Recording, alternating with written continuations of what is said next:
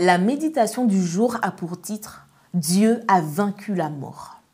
Dieu me libérera du séjour des morts car il me prendra. Psaume 49, le verset 16.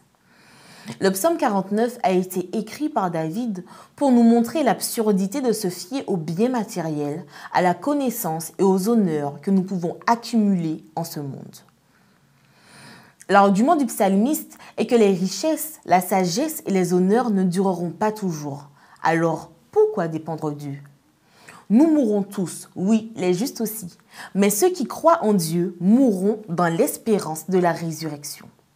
Toutefois, ce psaume n'est pas un hymne à l'échec de l'humanité, mais une affirmation de l'espérance pour dire qu'il y a encore une solution au problème de la mort. C'est pourquoi le psalmiste présente notre Dieu comme celui qui a le pouvoir sur elle.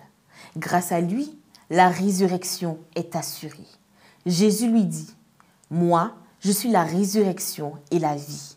Celui qui croit en moi vivra, quand même il serait mort. » Jean 11, le verset 25. Merci Seigneur pour cette si grande espérance. Quand Dieu a créé l'homme, c'était pour qu'il vive pour toujours. Mais le péché a entraîné un changement dans ce plan. Ce n'est pas Dieu qui est l'auteur de la mort, mais Satan en apportant dans ce monde le péché qu'il a produit. Mais le Créateur a répondu au péché par le salut grâce à notre Sauveur Jésus-Christ. C'est lui qui a mis fin au pouvoir de la mort et qui, par la bonne nouvelle, a révélé la vie immortelle. 2 Timothée 1, le verset 10.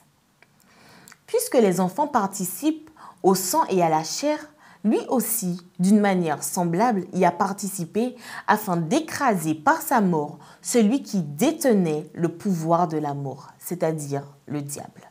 Hébreux 2, le verset 14. Dieu est le seul à pouvoir vaincre la mort parce qu'il est la source ou l'origine de la vie et la source ou l'origine de la résurrection.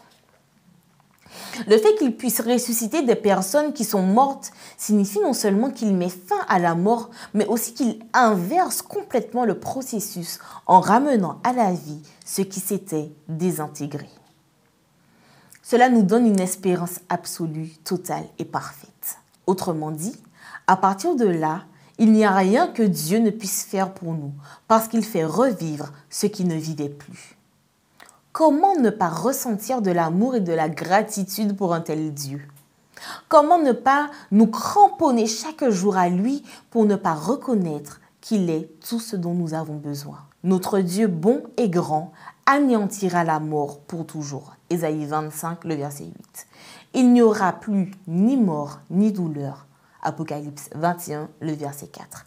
Béni soit son nom.